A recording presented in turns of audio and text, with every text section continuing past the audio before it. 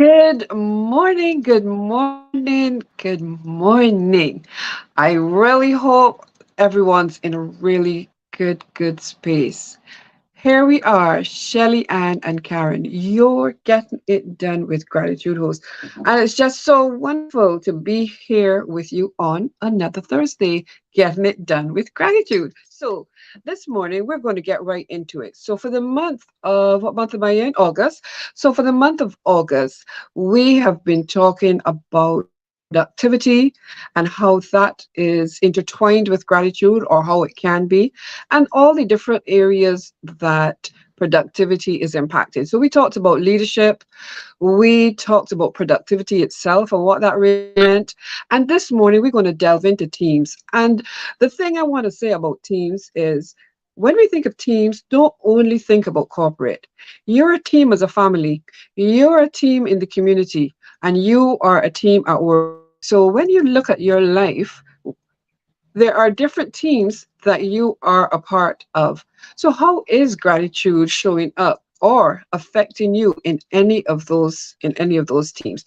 But before we get right into it, let me introduce ourselves. As always, we want to really express to you our sincere thanks and appreciation for supporting us on this journey. This was a dream, this was an idea, and we said we're going to do it. But it has been such a rewarding journey because you have chosen to come on it with us. You've supported us, whether on the YouTube channel and following us there and catching up on all the episodes, or whether you join us here live or watch the recording. We really appreciate it from the bottom of our hearts. And I know Shelly says it all the time, and I just really want to echo that. We so appreciate it. And in that same vein, we really welcome your feedback. Are we making a difference? Are we adding value? Is gratitude really coming alive for you in every way? When you look around, can you see how gratitude is just in every little thing that is happening? So thank you. But enough. Just let me introduce myself quickly. Shelley will introduce herself, and then we're going to be talking teams. We're going to be talking teams and how gratitude can affect you or your team. So, I am Karen Williams Thompson. I'm a life and business strategist and I work with women. I help women get absolutely clear on what is it they truly want. We identify together what's really getting in the way. What are the stories that they may have been told, that they may have heard, but it's a story that they've now held on to and they've made it a reality and they're making their decisions from those places. And it's really stopping them from advancing and taking the steps that they want to take. Then we get to make some magic, and the magic is in the plan. And we get to create a plan that's based on your values, your vision, and I get to hold you accountable for all those things that you said you want to achieve so that you can say yes to your dream and have the life that you have wanted to live, that you have been imagining for yourself. Why?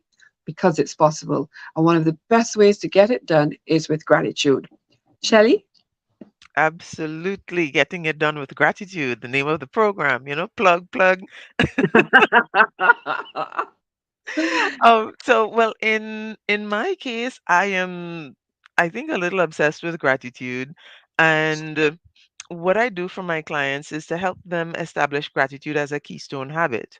I'm a gratitude guide and habit coach. And what happens is that all the little steps and the things that we have to do to get us along on our journey and help us achieve the things that we want to achieve begins with establishing systems and processes, which, AKA, these are habits that we're implementing. So that's what I do for my clients. I help them identify what the habits are that they need to achieve in order to accomplish their goals.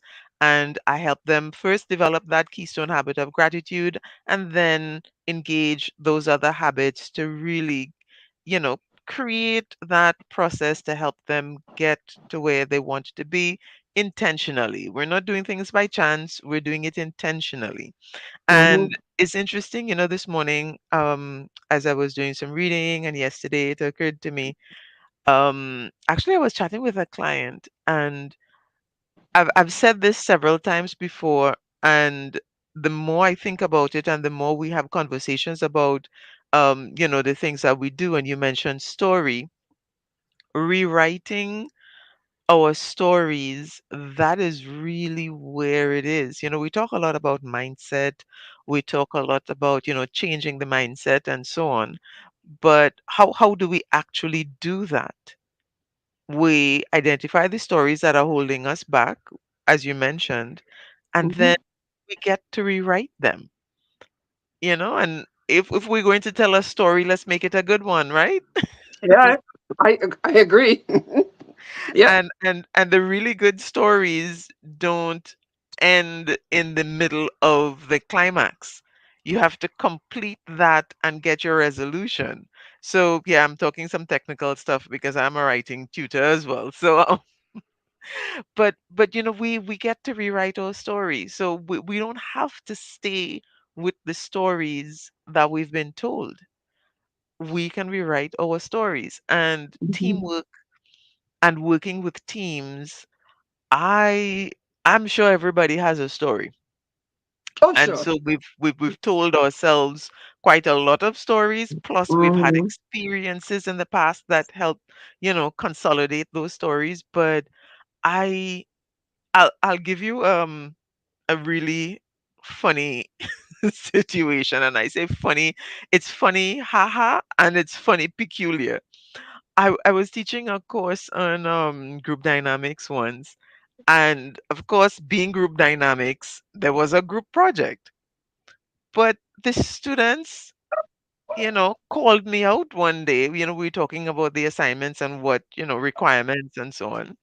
And they were like, Miss, give us an assignment. Give us a research paper. We'll gladly do individual research papers. We would do presentations. Please, anything but a group assignment. And I'm like, you guys know that you're in group dynamics, right? The name of the course is group dynamics. There must be a group project. But they were so adamant about not having to do a group project.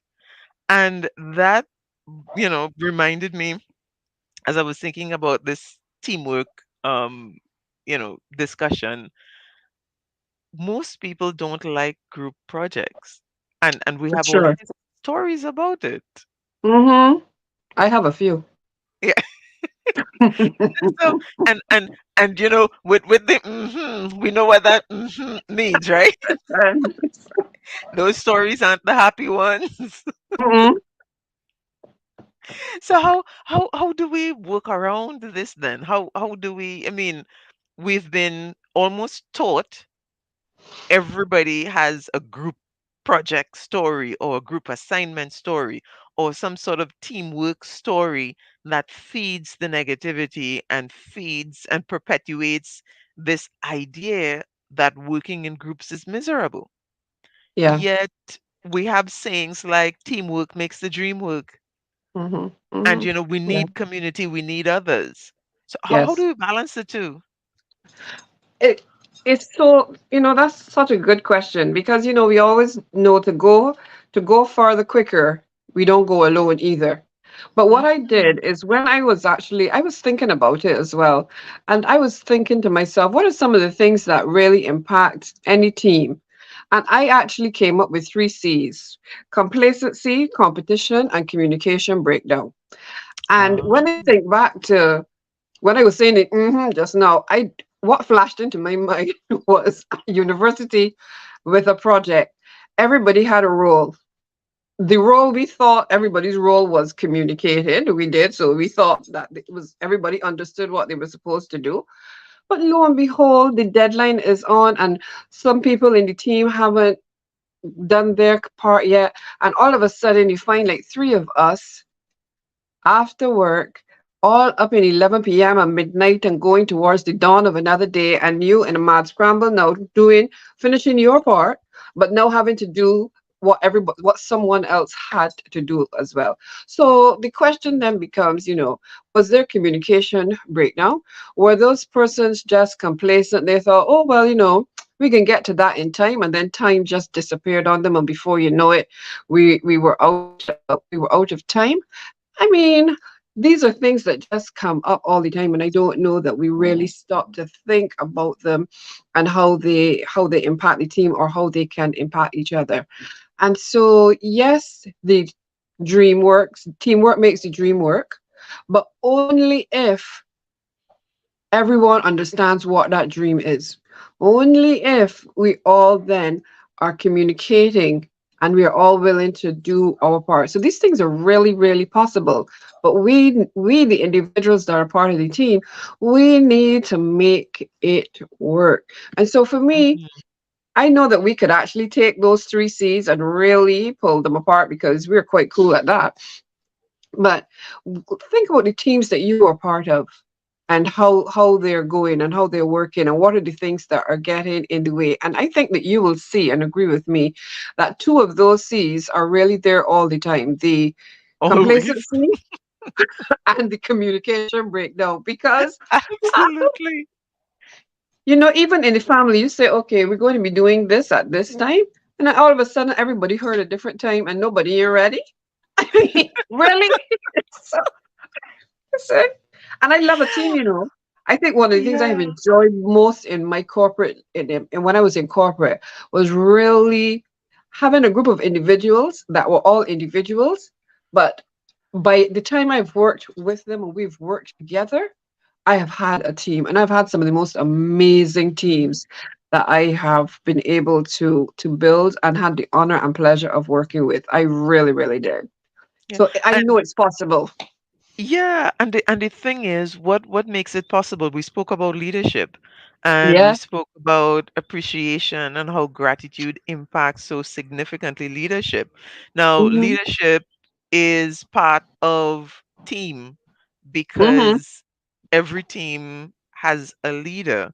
And I know, people like to talk about all this democratic things and everybody has a say and everybody's voice is equal, etc., etc. But when, especially at work, when there's a project and there's a deadline and there are things to get done, leadership happens. Part of the Matters. dynamics is understanding leadership with teams, because whether a leader is assigned or not, leaders emerge.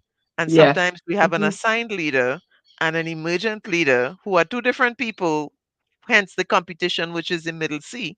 Um, Yes. and it doesn't even, feel, we don't talk about it. So sometimes we don't recognize it and the labels aren't there, but it's happening and it's affecting the team. Hmm. It really, really does.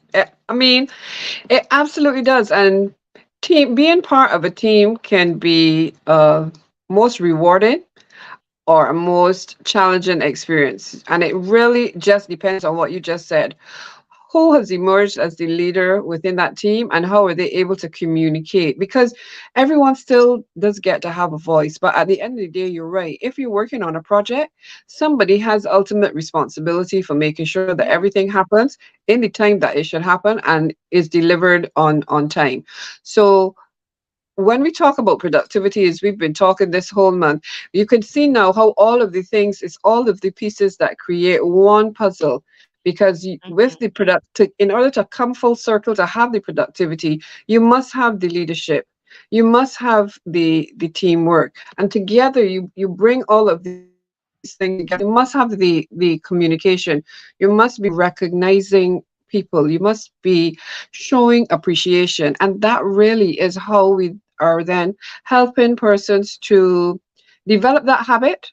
I mean, as you talk about as a habit coach, developing that habit and incorporating it into your team building. So when you are doing your team building exercises, when you are having your meetings with your team, that is the time when you then allow, excuse Mhm. me, persons to have that voice. That's when you recognize persons for what they have done. That's when you lead by example. Another way that the leadership shows in. So you don't only speak, but you listen. You give Mhm. people that Mhm. space to be heard as well. So I think those are some of the things really to look at. But team for me is very doing, and gratitude is very doing. I don't know if that Mhm. sounds a bit bungled, but I'm quite clear what I'm saying. You know, Gratitude is about doing it every day and showing up and really making that a part of who you are. And when you're part of a team, you show up every day too. In some form, you're showing up every day, whether it is to listen that day or to do that day, you are showing up in some form. Yeah, and it's also about recognizing yourself and Hmm. others. So it's not recognizing others only, it's not recognizing yourself only, it's recognizing yourself and others. And this is, as good a place as any where we can analyze and see how the gratitude strategy fits into this.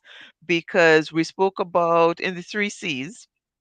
Let me show that again. In the three C's, we're talking about complacency, competition, and communication, right? Yeah. And Hmm. if you look at the gratitude strategy, we're talking about saying it right, which would be the communication aspect of it. We're also talking about saying it loud, which is addressing that competition side of the three C's. And then we're talking about complacency, which is a habit, and the doing aspect of it, where you address that aspect of the three C's. So, Hmm. gratitude and the gratitude strategy tackles the major challenges of teamwork head on. So when we're working with, for example, saying it right, we're communicating with others. We're understanding how they feel. We're choosing our words wisely because it's not just about a task. We have that human component involved. Hmm. We talk a lot in business about getting people to buy in to a project. And so dealing with the person from where they are, that's Oh yeah. part of saying it right. And we're getting into the saying it always, where Hmm. I'm saying it loud, sorry, because that is, we're looking at people where they are, we're understanding their context. I remember a colleague shared with me one time. I was a young head of department. 90% of the staff were older than me, some of them old enough to be my parents. And then I had one young staff member, an admin, and there were challenges with her attendance and different things. And I was having a conversation with one of the older ladies, and I was telling her, say, I I'm having some difficulty figuring out how to address the situation. And she said, well, you have to think about people's life circumstances. At different ages, we have different life circumstances. So for the Hmm. most of us, we were older, settled, older kids, if married at all, different stage in life. But this young lady, admin, young kids, primary school, exams, preschool, doctor's visits, etc., etc. And so there was a lot happening for her. And so it meant understanding what that meant in terms of her duties and so on, and being You're able right. to work with that. And Hmm. based on that wonderful insight, and I thank my colleague for that so, so much, I shifted my attitude, understood that things were different with her, and I was able to make an adjustment in the way we dealt with things. And it was almost like, we heard the hallelujah chorus. The whole Hmm. office relaxed. Everybody, there was a lot less tension when we made that kind of adjustment. So, so that's what I'm saying. So when we do that, we end up with understanding that competition part of it, and then we're able to address the complacency when we understand and take people from where they are. So, hi, Dr. Powell is here. Good morning. How are you doing? Thank you for joining us. Really appreciate you being here. I really like that you spoke about their meeting people where they are. It is really so important. And even though you may not think about it immediately, that is an act of gratitude. Meeting people where they are and just being able to relate to them there. And it also then supported the C. the C for communication, because by relating Mhm. to them, by having a conversation, by getting to understand where they are, you're then able to meet them where they are. You're able to put things in place. And I so related to that. As a leader within an organization, I had persons just as you described. I had persons who were nearing retirement who were reporting to me, and I had those now coming into the workforce, excited and ready to do everything. And I had those in the middle with young families. And I remember that I had this one young lady, and she was late all the time, and I was like, "What the dickens is going on?" And then I said, "You know what? Every time I asked, everything was okay, whatever." And I said, "No, everything can be okay. Let me just have a conversation," because I always had these one-on-one tete-a-tetes was a thing. So Mhm. everybody on Mhm. my team, at some point in the month, we always had an opportunity to just sit down and have a conversation one-to-one. It was my way of just getting to know my team members better and them having that time with me for whatever reason they needed to have it.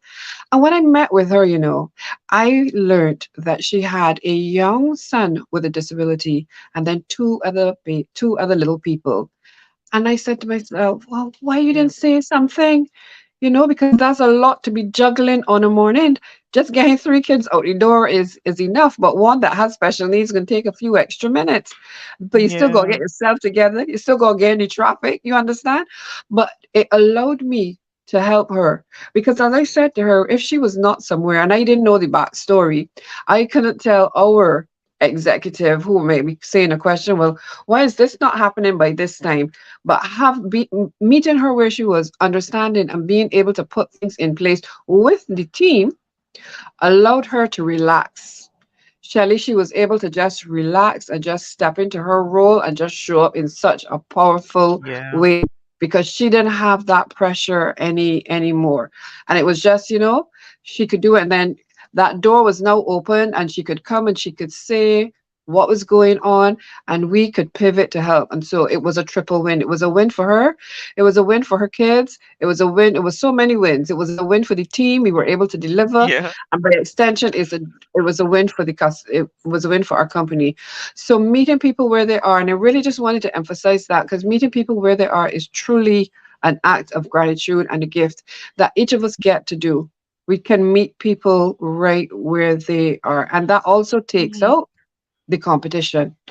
Absolutely. Because whether we like it or not, there is that competition bruise even Yes. within a team, within an organization, who wants to get the attention of the boss, who wants to be the one to do X or not. Sometimes the competition is who gets to not do it,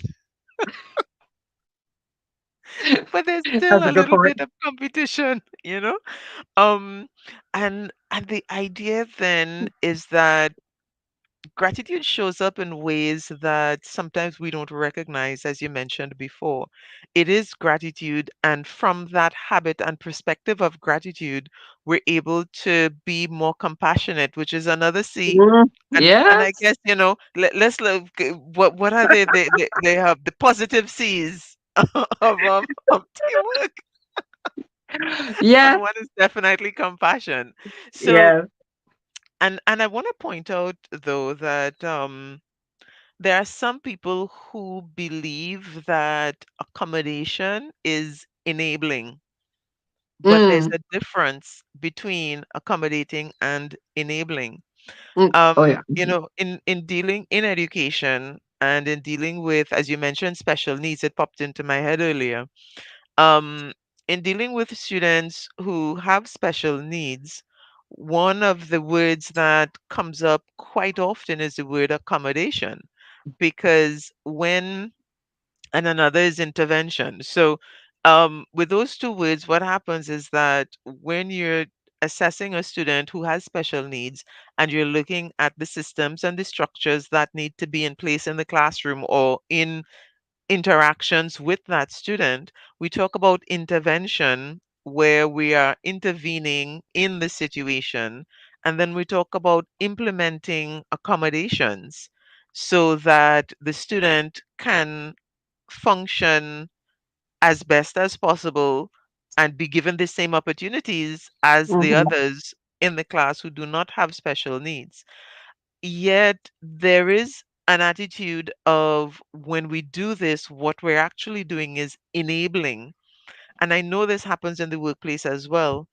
There are people who see that any modification or any adjustment to facilitate an employee doing something that's, you know, a variant of what is originally expected, they see this as enabling. So, okay, so maybe if, getting there at a certain time, using your employee example, and mine was the same thing actually, in terms of, getting there on time and so on, um, then we're looking at, okay, maybe let's adjust the morning time just a little and tack on some time in the evening later, allow a break during the day for certain things, because what's the end goal? Getting the job done at the end of the day, Yeah. everybody's Mm-hmm. satisfied and not stressed and stretched and feeling overwhelmed. Mm-hmm. So, we make these adjustments. But somebody on the outside could be looking at that and saying, work starts at this time and ends at this time. Why are you doing that? That is enabling this person in the negative situation, etc., etc. But there's a difference between accommodation and enabling. Yeah. Yes, no, you're right. And, persons look on and they see things. And again, without having a conversation, they really don't know. So Yeah, it all comes back to, having the conversation. And when you all of those points that Shelley just made were so important. And I just want to tie it together by saying when you start to implement them and incorporate them into any teams that you are part of, what you will be doing then is boosting morale. People are yeah. going to feel they're going to feel better about themselves. They're going to feel better about how they show up. They're going to feel better about what they bring. And so you are really going to be boosting morale. You are going to see an increase in loyalty. They say that people will remember what you say, they remember what you do, but the most thing is that people remember how you treat them. And so the mere fact that Yeah. you've taken the time to meet them where they are, that you've taken the time to listen, that their voice has been heard, you're going to have that loyalty to the team and that loyalty to the company. And that in itself is going to impact productivity. So all of the things is still having a ripple effect. It's still all going to impact it some way. And the other thing that happens is when you are implementing all of those things, you get to reduce conflict, another C. Hmm. Because Hmm. often when there is miscommunication, when people don't understand, conflict can arise. Yeah. So when you have clear communication, when you are listening so that you hear as well, you are able to reduce conflict. And when you put those things together, that makes for the synergy of the team. And you have heightened morale, the loyalty is there, the conflict is reduced. You are then, you have a team that is working together, that's pulling together. So it's everybody rowing in the same Hmm. direction. Hmm. No, Hmm. everybody in sync because those things are done. And these are the ways that interweaving gratitude and making it one the part of your tool, being an integral part of your toolkit. This is how it can make a difference.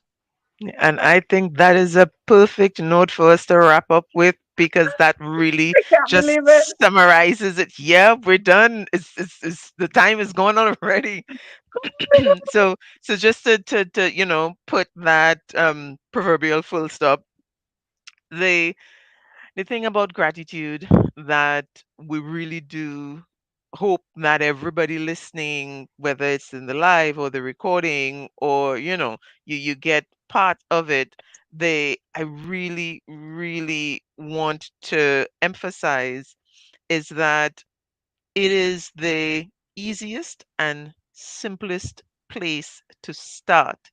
We talk about all these training strategies and all these other, um, methodologies and all these things, but none of them work effectively. None of them can be implemented for the long haul if gratitude is not the foundation of it. And Amen. so beginning, continuing, ending with gratitude, that is really where it is. And once people understand that, I think that would be the biggest, biggest hurdle that they have to overcome in themselves and with their teams to really get it done with gratitude. So, thank you so much for those of you who were able to, join us for the live. We appreciate you. Those who are looking at the replay, we appreciate you as well. Thank you so much for joining us, and we'll see you again next week. Remember to get it done with gratitude. Bye, everybody. Bye.